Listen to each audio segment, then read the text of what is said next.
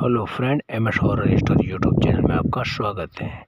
इस कहानी का पहला भाग मैंने पिछली वीडियो में डाल दिया। इसका दूसरा भाग पीपल के पेड़ के नीचे आत्मा। तो आप कहानी सुनिए, बहुत ही हॉन्टेड कहानी है।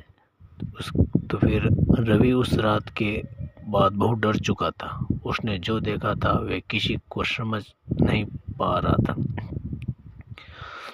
उसने वह किसी को समझा नहीं पा रहा था। गांव वाले उसकी बात सुनकर हैरान थे, लेकिन कुछ बुजुर्ग ने कहा कि उन भी कई बार उस आत्मा की चर्चा सुनी थी। कुछ दिनों बाद रवि ने सच्चाई जानने का फैसला किया। वह अपने दो दोस्त मोहन और सुरेश के साथ रात को पीपल के पेड़ के पास पहुंचा। तीनों के हाथ में टॉर्च थी। जैसे ही घड़ी में 12 बजे अचानक हवा तेज चलने लगी। सर सर सर की आवाज।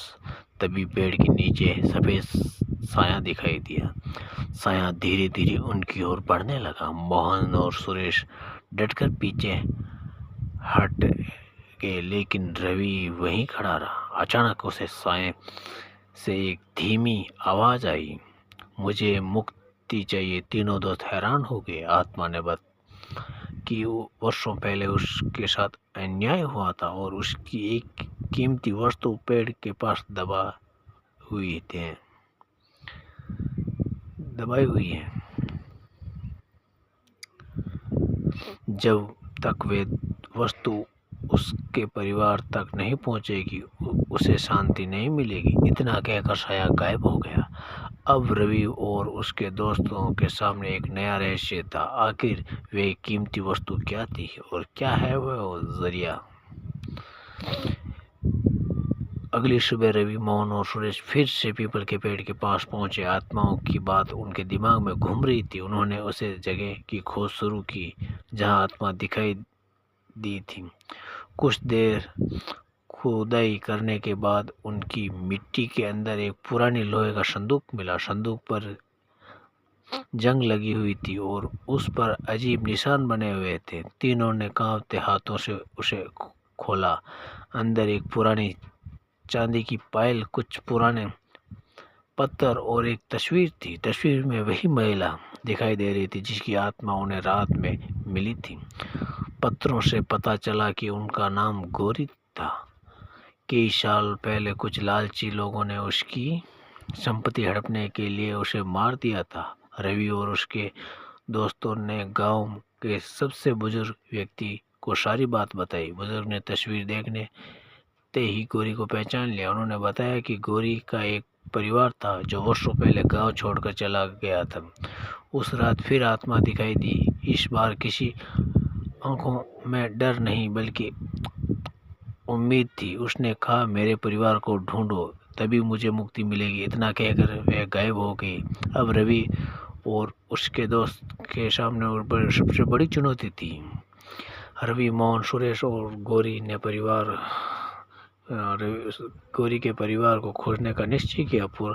पुराने पत्रों में एक शहर का पता लिखा था। तीनों दोस्त अगले दिन उसी पते की जानकारी जुटाने लगे। कई दिनों की मेहनत के बाद उन्हें पता चला कि गौरी का परिवार अब एक दूसरा शहर में रहता है। रवि ने उनसे संपर्क किया और पूरी कहानी बताई। पहले तो किसी को विश्वास नहीं हुआ, लेकिन जब रवि ने पुरानी तस्वीर और चांदी की पायल दिखाई तो गौरी को पोती की आंखों में आंसू आ गए। गौरी की पोती ने बताया कि उनकी दादी अचानक गायब हो गई थी।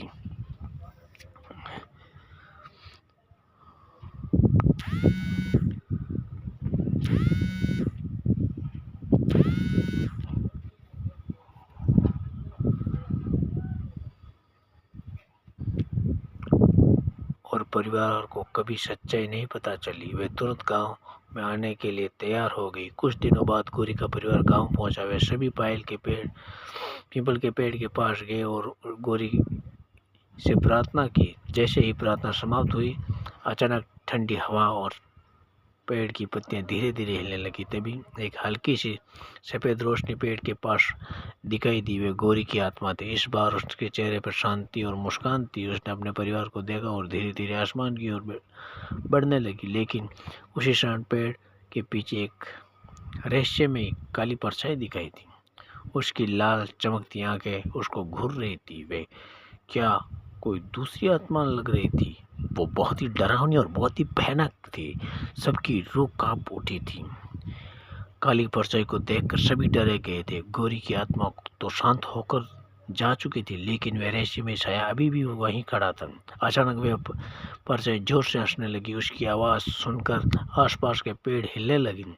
गांव के बुजुर्ग ने कांपती आवाज़ में कहा, ये उसी लालची आदमी की आत्मा है जिसने गौरी के साथ अन्याय किया था। परछाई गुस्से में चीखने लगी। तभी गौरी की पोती ने हाथ जोड़कर भगवान का नाम लिया। गांव के सभी लोग की प्रार्थना करने लगे। धीरे धीरे पीपल के पेड़ के चारों ओर एक चमकदार रोशनी फैल गई।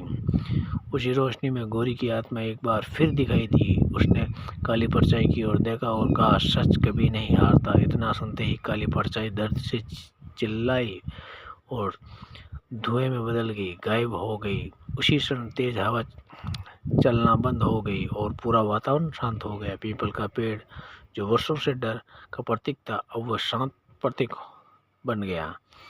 गांव वालों ने कहा, यहाँ एक छोटा सा मंदिर बनाने जाए। और रवि, मोहन, सुरेश ने राहत की सांस ली।